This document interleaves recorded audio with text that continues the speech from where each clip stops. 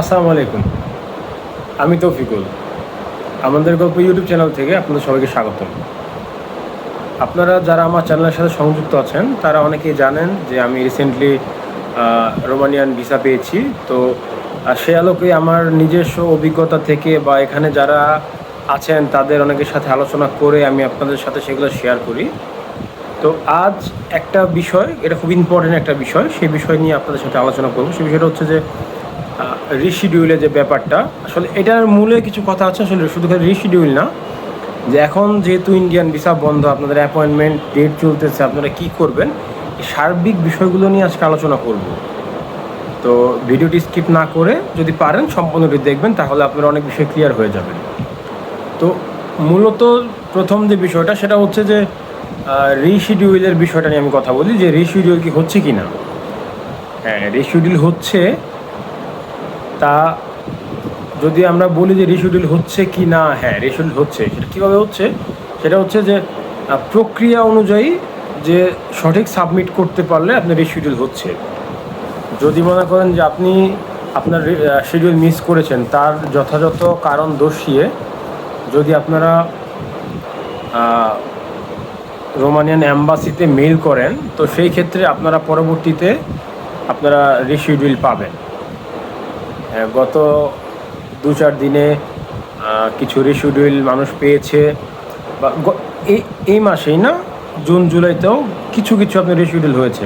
এখন বিষয়টা হচ্ছে যে ওই যে দালালের কথা, যে ভাই 1 লাখ টাকা লাগবে রিশিডিউল নিতে, এই সেই এরকম কিছু না। রিশিডিউলের জন্য ওই হয়তো বা কিছু জরিমানা লাগতে পারে, এটা আমি আসলে শিওর না, কিন্তু মানে লিগ্যাল প্রসেসে যদি আপনি মেল করে জানিয়ে দেন যে আমার এই সমস্যা, আমি এখন ভিসা পাইনি, আমি পরবর্তী ভিসা পেলে আমি সাথে সাথে এইরকমের যে যে ইনফরমেশনগুলো দরকার, সেই ইনফরমেশনগুলো পুরোপুরি ফিল আপ করে যদি আপনি অ্যাপ্লিকেশন ফরম্যাটে যদি রোমানিয়ান অ্যাম্বাসিতে মেল করেন, সেক্ষেত্রে আপনি রিশিডিউল পাবেন। আচ্ছা, এই ফরম্যাটটা আপনি কোথায় পাবেন? আসলে এই ফরম্যাটটা আমাদের মতো বা আমার মতো সাধারণ মানুষ সেটা আসলে বলতে পারবেন। এটা হচ্ছে যারা এনলিস্টেড যেই এজেন্সিগুলো আছে, আসলে এজেন্সি বাংলাদেশ হাজার হাজার, ইন্ডিয়া হাজার হাজার, কিন্তু এনলিস্টেড কিছু অল্প কিছু 20-25-30টা এনলিস্টেড আপনার এজেন্সি আছে, যারা সরাসরি রোমানিয়ান অ্যাম্বাসিডারদের সাথে যারা মিটিংয়ে বসে, শুধু খালি ওই লোকগুলো বলতে পারে যে কোন ফরম্যাটে আপনারা অ্যাপ্লিকেশন করবেন। আচ্ছা, এবার আসুন যে যদি বর্তমান বাংলাদেশের রাজনৈতিক প্রেক্ষাপট চেঞ্জ হওয়াতে, এখন দেখা গেছে আপনার ইন্ডিয়ার সাথে কূটনৈতিক অবস্থা একটু অবনতি হওয়াতে আপনাদের ইন্ডিয়ান ভিসা মানে আইভেক্স সেন্টার এখন সীমিত করে খোলা, যে আপনি ডাবল এন্ট্রি ভিসা বা ট্যুরিস্ট ভিসা আপনার এখন হচ্ছে না, বা যারা জমাও নিচ্ছে না। তো সেই ক্ষেত্রে আপনার যদি শিডিউল টাইম চলে আসে, আপনি কি করবেন? এই ক্ষেত্রে খুব সুন্দর একটি সলিউশন, এটা আগের থেকেই ছিল। সেটা আমি গত নভেম্বরও দেখেছি। আমার এক আত্মীয়, যিনি গত বছর গিয়েছিলেন, ভিসা পেয়েছেন। তো সেই ক্ষেত্রে আমি তখন থেকে আমি আসলে এই বিষয়টা জানি যে যদি ইন কেস আপনি ভিসা সংক্রান্ত কোনো বিষয়, সেক্ষেত্রে আপনি আপনার শিডিউল টাইমের আগে রোমানিয়ান যে অ্যাম্বাসি আছে, সেই অ্যাম্বাসির মেইলে আপনাকে স্পষ্টভাবে আপনার সেই কেন আপনি এখন উপস্থিত হতে পারবেন না যথা সময়ে, সেই বিষয়টা উল্লেখ করে আপনি ওনাদের মেল করবেন। সেই মেল করলে আপনি যদি সুন্দরভাবে মেল করতে পারেন, সেই ক্ষেত্রে ওরা আপনাকে পরবর্তীতে সেই শিডিউলটা আপনাকে দিবে। যখন আপনি ভিসা পাবেন, আপনি যদি বলেন যে আপনি রেফারেন্স নাম্বার টেনে, যে আমি ওই রেফারেন্স নাম্বার, অথবা আমি ওই আগের যে মেলটা ছিল সেই মেলটাকে ফরওয়ার্ড বা সিসিতে রেখে আপনি যদি নতুন মেল করতে পারেন, বা আপনার এজেন্সি যদি সেই মেলটা করতে পারে, সেক্ষেত্রে আপনি শিডিউল পাবেন। তো যারা পারমিট পেয়েছেন, যারা শিডিউল পেয়েছেন, যারা ইংরেজিতে ভালো আছেন, তারা অবশ্যই, আমি বারবার কেন বলি যে অনেকেই আপনাদের সাথে বলতে পারে ভাই সব কিছু ভাগ্যের উপর আসলেও কিছু নেই।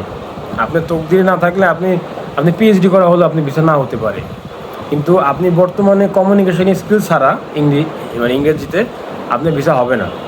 অনেকে গালগপ্প মারে, হয়তোবা যে লোক আপনার সাথে বলতে উনি কিছু ইংলিশ পারে না, ওনাকে যদি ওই 3টা কোশ্চেনে শুধু সে পারে, what's your name, how old are you married, what's your company name, এই 3-4টা প্রশ্ন সে পারে এবং এই 3-4টা প্রশ্ন সে উত্তর দিতে পেরেছে।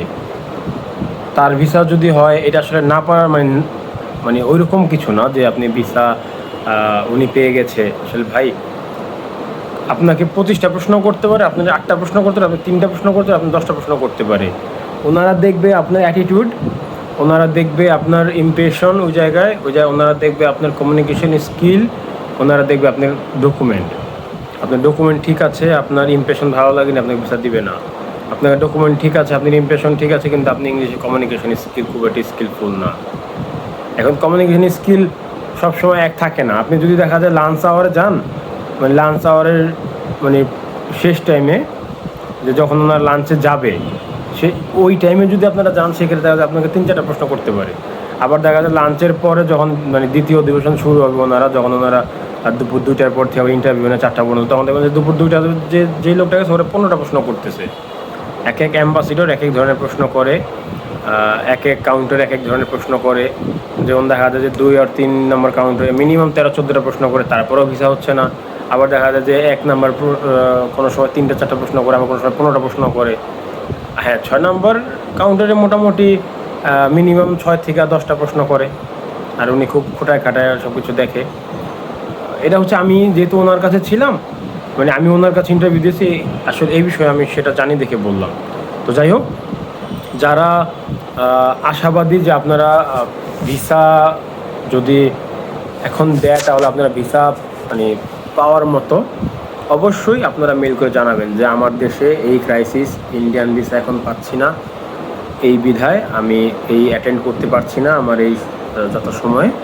তো যথাশীঘ্রই আমি চেষ্টা করব, আমি ভিসা পেলে আমি সাথে সাথে এসে আমি আমার যে মানে শিডিউল টাইম পড়বে, আমি সেই শিডিউল টাইমে ইন্টারভিউ দিয়ে আমি আপনাদের ভিসা পাওয়ার জন্য নিজেকে যোগ্য হিসাবে প্রমাণ করবো। এরকম আপনার এই যে ফরম্যাটটা, এই ফরম্যাটটাও আপনাদের যারা মানে আপনার লোকাল যে এজেন্সি, তারা না, যাদের আন্ডারে আপনারা ইন্ডিয়া গিয়ে ভিসা মানে ভিসার জন্য যারা ইন্টারভিউ দিবেন, ওই এজেন্সি, ওই এনলিস্টেড, ওই রোমানিয়ান অ্যাম্বাসিতে এনলিস্টেড যে অ্যাম্বাসিটা মানে কী বলে সরি যে এজেন্সিগুলো আছে, তাদের কাছে অবশ্যই এই ফরম্যাটগুলো আছে।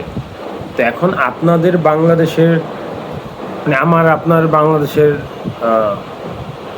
মানে এজেন্সি, ইন্ডিয়ার কোন এজেন্সির সাথে তারা মানে কোলাবোরেশন করতে, সেটা আসলে আমরা জানি না। এই জন্য আসলে আমরা ওইভাবে আসলে ওনার সাথে কমিউনিকেশন করতে হবে। কিন্তু আমাদের লোকাল এজেন্সি যারা আছে বা যে দালাল বললে এখন যারা আছে, তাদের সাথে আমরা অবশ্যই যোগাযোগ করবো যে আপনারা ইনশিওর করেন যে ওইখান থেকে আমাদের জন্য মেল দেওয়া হচ্ছে যে এখন বাংলাদেশে ভিসা বন্ধ।